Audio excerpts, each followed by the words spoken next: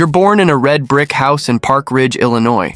It's October 1947, and the war is over, but something colder is beginning. Not just in politics, but in your family too. Your father runs a tight ship, former Navy, a man who believes silence is strength and emotions are weakness. You learn early. Discipline earns approval. Feelings do not. You're a girl, but you're not allowed to act like one. No crying, no drama, no complaints. You're expected to be strong, composed, excellent. You run for student council in grade school, win, and don't smile in the photo. The boys call you bossy. The girls whisper that you're weird. You learn to live between those two walls, never quite fitting with either, but always outpacing them. By 16, your teachers know you're different. Brilliant, even. You win awards, you join clubs, you volunteer, you recite speeches in your head before dinner. Everything in your life is a checklist towards something greater. But you don't know what yet. You just know it's not here. Wellesley College, 1965. You arrive with a suitcase and a mind sharper than most of the professors. While other girls write about boyfriends and Broadway, you write about power, war, Nixon, law. You're president of the student government, you give the commencement speech, you call out hypocrisy in front of the entire graduating class, and it makes national headlines. People say, "Who is this girl?" But then you meet him. Bill, a boy with crooked teeth, southern charm, and a voice that makes crowds listen. He listens to you too, not like the others. He sees your mind, makes space for it. And for a while you believe this might be real partnership. Power shared, not taken. You turn down Harvard to follow him to Arkansas. People think you're crazy.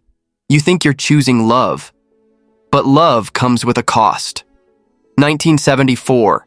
You're teaching law. He's running for Congress. The house is small, the pay is smaller, but your dreams are massive. He calls you the smartest person he knows. You believe him. Until the first rumor, then the second. You confront him. He denies. You forgive. Not because you believe him, but because you believe in the bigger picture. You think this is just part of the path, that the future will make the pain worth it. He becomes governor.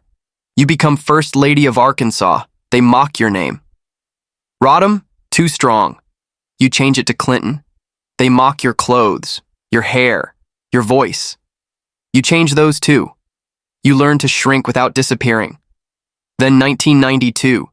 The campaign, the big one. You stand on stages beside him while people scream, "Hillary for president," and you smile like it's a joke.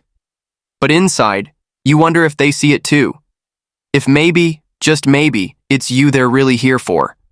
But this is his moment, so you smile. You defend him through Gennifer Flowers, through scandals, through lies.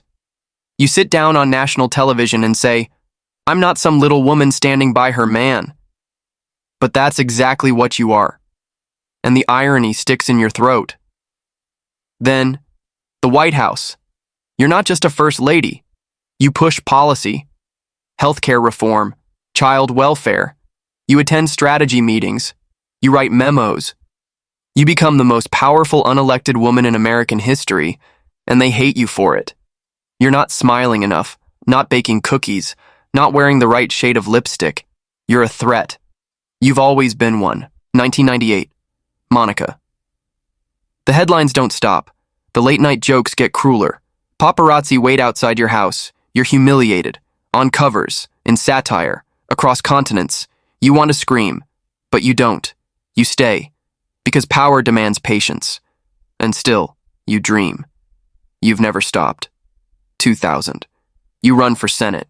People say, "She's not from New York," but they still vote. You win. Twice. You serve on armed services. You travel the world. You outwork every man in the room.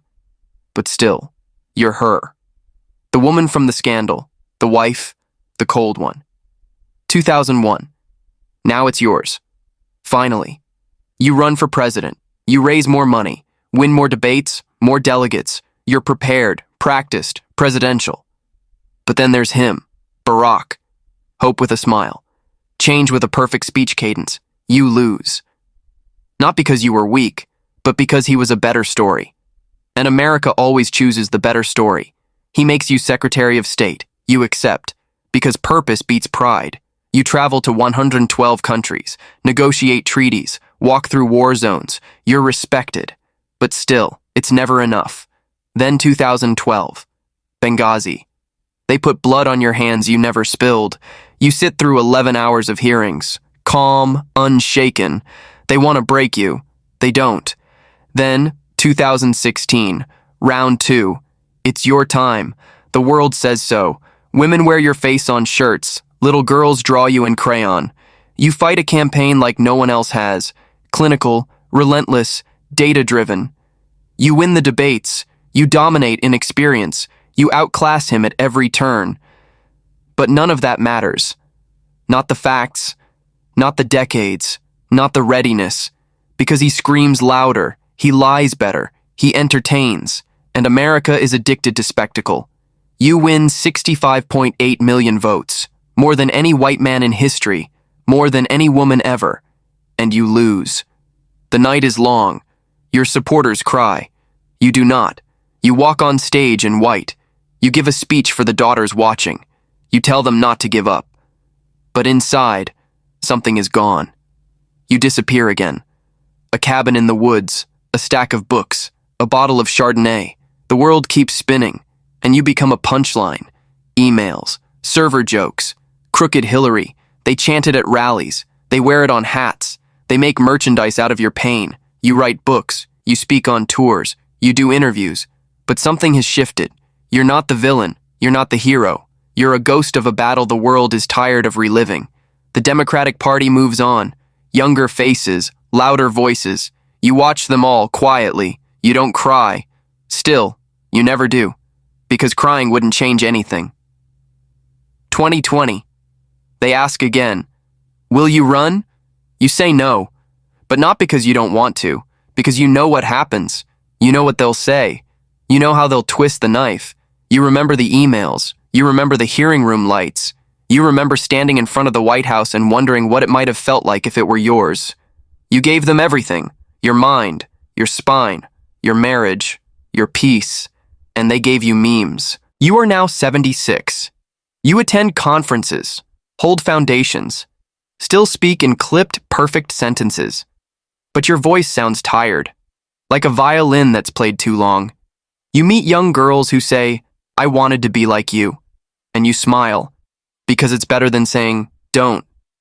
Because being Hillary Clinton doesn't mean you were the first. It means you had to bleed for the second and third. And maybe someday, someone will make it through the glass you cracked. But they won't remember the bruises.